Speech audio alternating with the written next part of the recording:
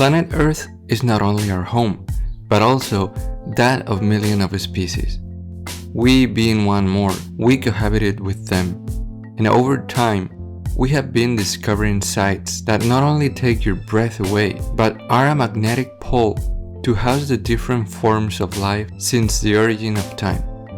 Today, we talk about the Grand Canyon, a scar in the time of the planet Earth.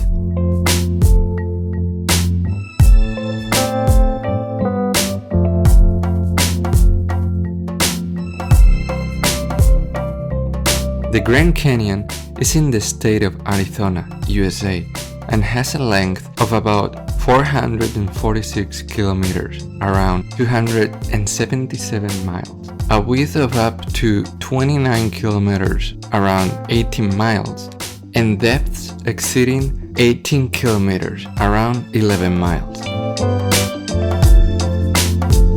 It was excavated by the Colorado River over millions of years, but the history of its rocks is much older. Some of the canyon's deepest layers are between 1.7 and 2 billion years old, almost half the age of the Earth. The canyon is, in a sense, an open geology book. On its walls are strata that tell the story of entire eras, from ancient oceans to prehistoric deserts. For a long time, the canyon was thought to have formed within the last 6 million years. However, recent research suggests that parts of the canyon may have begun to form more than 70 million years ago, although the process of deep excavation occurred much more recently. The debate remains open among geologists, making the Grand Canyon a still living mystery of modern geology. What is not a mystery is that if you subscribe to my channel, you can enjoy my drawings and many interesting topics totally free. Before becoming a tourist park, the Grand Canyon was home and sacred place for numerous indigenous peoples. These include the Hopi, Hualapai, Havasupai, Zuni, and Navajo. For the Hopi, the canyon is a sacred portal to the underworld. The Anasazi, ancient inhabitants of the region, left archaeological ruins, cave paintings, and rock-carved trails. Today, several tribes still live near the canyon, such as the Havasupai, who live in a remote area known as Supai, accessible only by foot, mule, or helicopter. There, you will find the spectacular turquoise waterfalls of Havasu, one of the most magical landscapes of the park. The first European to see the Grand Canyon was García López de Cárdenas in 1540, as part of a Spanish expedition in search of the legendary 7 cities of gold. However, the enormity of the canyon prevented them from exploring it. It was not until 1869 that American explorer John Wesley Powell led the first scientific expedition through the canyon, navigating the Colorado River on precarious wooden rafts. Powell, who had lost an arm in the Civil War, risked his life to document the canyon's geography and is considered one of the great pioneers of the American West. For centuries, the canyon was considered uninhabitable and commercially useless. Only with the rise of landscape romanticism and photography in the 19th century did it begin to be seen as a natural treasure. In 1908, President Theodore Roosevelt, a great defender of nature, declared it a national monument, and in 1919 it became a national park, which protected it from mining. In this way, it has managed to harbor a rich diversity, more than 1,700 plant species, 19 mammal species, 450 bird species, and several endemic species that only exist there.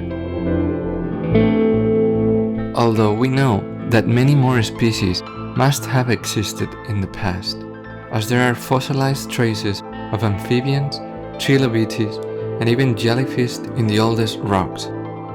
Surely, in the Jurassic, the canyon did not exist as such, only a great river that covered everything and that gave life to millions of species like this. You can also give some life to your environment by visiting my online store. There you will find lots of cool designs and drawings to decorate your home. I'll leave you the link in the description and in the pinned comment. As I mentioned before, different Native American societies have lived near the canyon for centuries, and each one of them perceived the place as sacred, a place of spiritual relevance and transcendence. Thus, many stories began to be passed down orally to preserve this essence in future generations forever.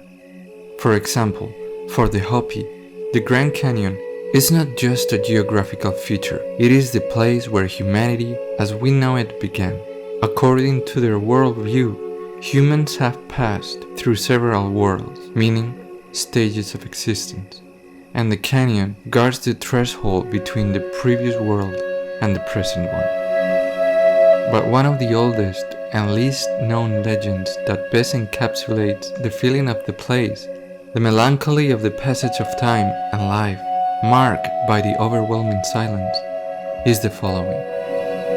Many moons ago, when eagles still flew closer to the earth and men listened to the whisper of the stones, there lived a great chief in the lands where the Colorado River cuts the earth like a sacred wound, the Grand Canyon. This chief was just, wise, and loved by his people. But above all, he was happy with his wife, a woman of serene spirit and luminous gaze, with whom he shared every decision, every prayer, every sunset. Together, they ruled as one, in balance with the world. One winter, illness came with the cold. The chief's wife fell ill, and no medicine man could save her. She died quietly one morning as the sun peeked timidly throughout the cliffs. The chief, watching her go, broke inside like a dry branch under the weight of the snow. Since then, he never spoke again. He did not command. He did not eat. He did not look at the sky. His people, seeing their sunken leader, stopped hunting, planting, and singing. No one dared to laugh when the chief's heart had been buried with his wife. Concerned about the future of that people, the Great Spirit sent a messenger to the earthly world. It took the form of a white eagle and descended from the heights of the canyon. It landed in front of the chief, who was still motionless, and spoke to him in the voice of an ancient wind. Your wife has not disappeared.